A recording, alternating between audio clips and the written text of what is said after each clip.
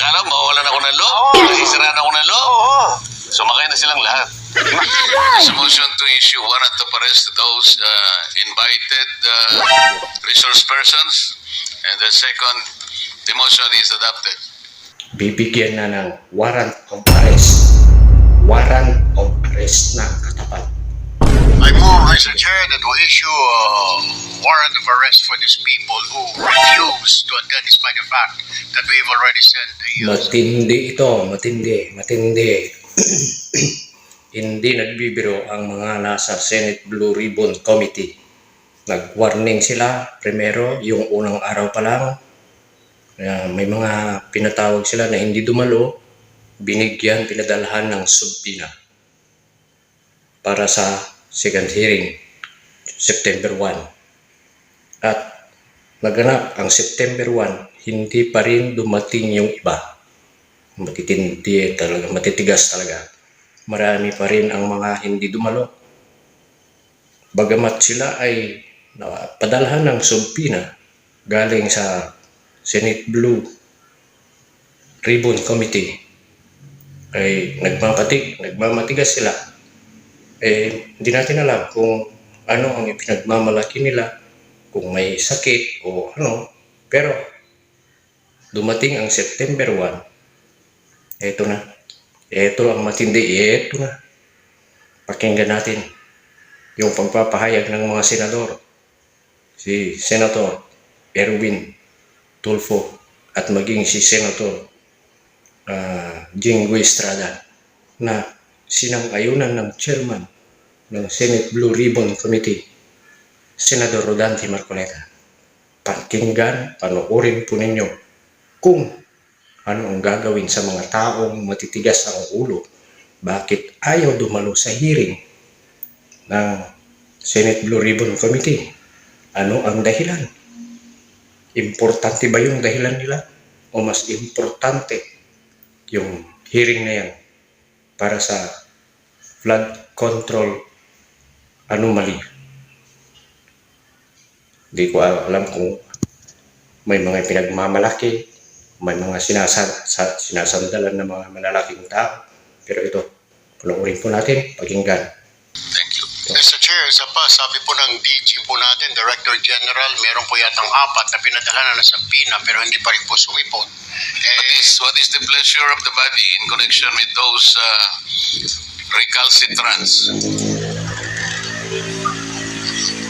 I move, Mr. Chair, that we issue a warrant of arrest for these people who refuse to attend despite the fact that we have already sent a subpoena, Mr. Chair. I second the motion. Bibigyan na ng warrant of arrest. Warrant of arrest na ang katapat. Nagmamatigas pa rin. Sabi nga ni Senator Rodante Marcoleta, hindi ito biro. Huwag niyo kaming subukan. Matindi yun. Matindi yung sinabi niya yun. Huwag ninyo kaming subukan. Hindi kami nagbibirohan niya. Yung mga iba, dumalo, marami yung dumalo. Pero mayroon silang winarningan na sabi nga ni Senator Jinggoy Estrada, pag hindi dumating yan hanggang alas 10 mamaya, alas 10 ng umaga, bibigyan na ng warrant of arrest. Ito, pakinggan muna natin si Senator Rodante Marcoleta ay yung patungkol doon sa mga sinasabi nila na bibigyan ng tawag nito, warrant of arrest. There's a motion to issue warrant of arrest to those invited resource persons. And the second, the motion is adopted. Engineer Bryce Erickson Hernandez. Where is he? Wala. He's not yet here. I'm sorry. Where is Mr. Hernandez? He's former Assistant District Engineer, Bulacan First District Engineering Office. Okay. If he's not here until 10 o'clock, we issue warrant of arrest. To observe proper procedures. Ang titigas kasi ng mga ulo nito. Wala. Hindi ko lang kung ano ba ang pinagmamalaki. Hindi natin alam kung anong problema Pero may subpi na eh. Galing sa Senate Blue Ribbon Committee, may subpi na. Silang lahat na hindi nakadalo noon, pinadalhan. Yung iba nakadalo. Pero yung iba, kaya nagalit na sila. Pakinggan natin si Senador Rodante Marcoleta kung anong kanyang tawag nito, pahayag patungkol sa hearing na yan. 100 billion sa kontrata among the 15 contractors is not a statistical anomaly. It is evidence of systemic manipulation of our procurement process. Hindi po ito aksidente, hindi ito kaguluhan lang. Ito ay sistematikong pandarampong sa taong bayan. Sa hearing po nito, we demand the following: complete disclosure of all cost projects, not selective submissions. Full identification of officials responsible for GAA insertions. Sa lahat po ng mga opisyal at ibang resource persons na nandito ngayon, huwag ninyo kaming subukan. Ang taong bayan po ay nagbabantay at hindi namin po tatanggapin ang mga dahilan at palusot.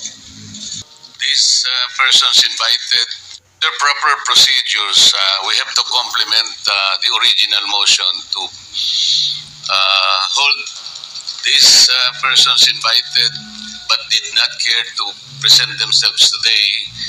They should be all cited in contempt, preparatory to the issuance of a warrant of arrest for purposes of procedures. Thank you, Mr. Chair, for correcting. Akala kasi ng iba ay ganun-ganun na lang yun. Eh, kahit pa may mga, sabi nga ni Senador Rodante Marcoleta doon sa Net 25, napansin niyo ba?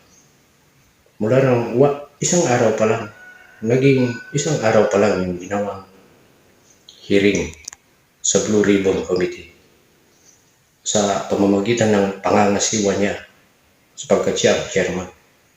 Sabi niya napansin niyo ba? Naging masigla sila ngayon. Dati yung mga, sabi nga ng dalawa niyang kasama, lahat na Malacanang may ginagawa investigation. May ginagawa investigation. Yung barangay na lang daw ang wala. Pakinggan natin, panoorin. Bagamat, may mga parang gustong makipag-unahan sa kanya. Sinabihan pa daw. May nagsabi pa daw na kung maaari i-adjust yung September 1. Ayaw nilang masapawa. Kasi nga, bagong transfer lang si Senador dyan, Senador Marcoleta.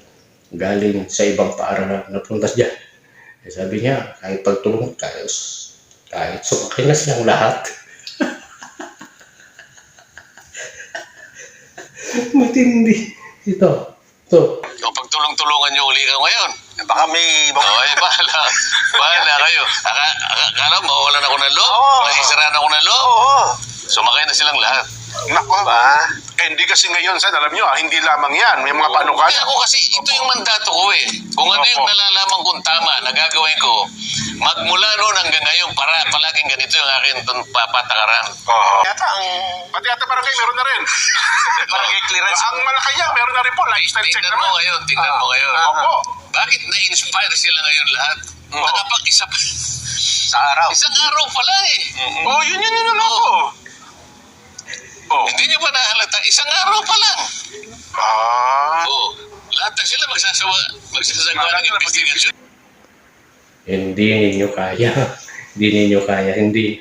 Sabi nga niya, doon sa kamera, pinagtulungan ako. Pinagkaisan ako. Nalipat tuloy ako rito. Ngayon, pagtulong-tulungan naman ninyo ako ulit. Baka mapunta. Angat na naman siya. Hindi natin alam. Sabi nga ng Panginoong Diyos, yung nagpapakababa, iniaangat.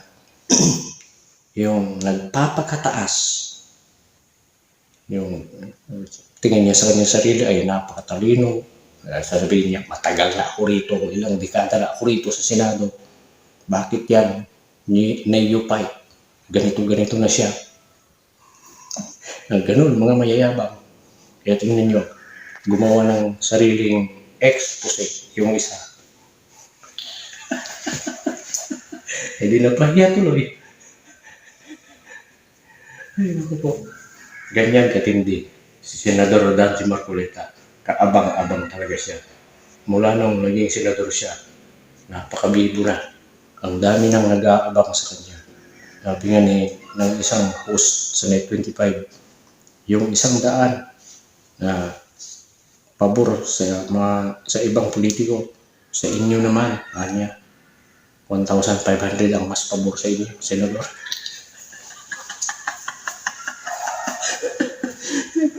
Ganon katindi si Senador Dante Marcoleta. Kala ninyo sapagkat siya ay may Diyos. Walang uurungan yan. Nasa katwiran siya, nasa tama. Pinaglalaban niya yung tama, pinaglalaban niya yung batas.